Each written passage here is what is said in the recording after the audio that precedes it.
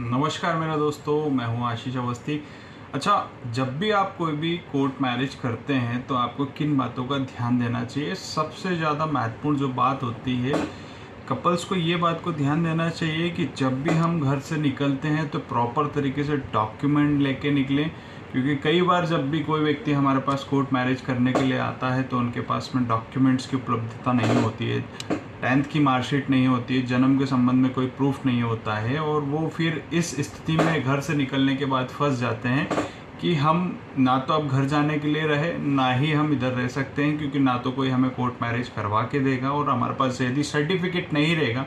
तो हमारे ऊपर पुलिस कोई भी कार्रवाई कर सकती है। तो हमेशा इस बात को ध्यान रखिए, जब भी हम कोर्ट मैरिज के लिए घर से बाहर निकलते हैं या फिर हम अपना नया जीवन शुरुआत करने के लिए बाहर निकलते हैं, तो ध्यान रखिए कि 2 डॉक्यूमेंट आप हमेशा अपने साथ रखिए। एक आधार कार्ड रखिए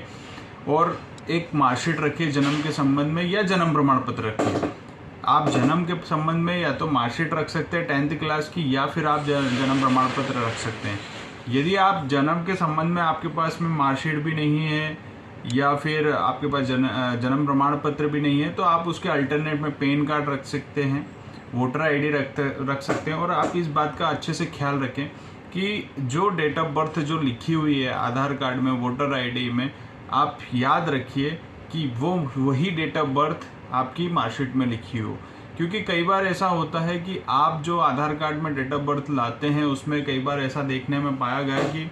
लड़की उसमें 18 की कंप्लीटेड है, लेकिन मार्कशीट में उनके माँ बाप जब थाने में रिपोर्ट कराने जाते हैं तो मार्कशीट के आधार पर कराने जाते हैं, जिससे उन्हें जो व्यक्ति हैं जो शादी करने के लिए आए उन्हें काफ़ी समस्याओं को फेस करना पड़ता है, और पास्को जैसे प्रकरण भी उनके खिलाफ दर्ज हो जाते हैं। तो आप हमेशा इस बात को ध्यान रखिए कि जब भी हम घर से निकलते हैं तो आप डॉक्यूमेंट अपने पास में ऐसे रखिए जिससे कि हम आगे चल के उन चीज़ों को काम कर सकें। धन्यवाद।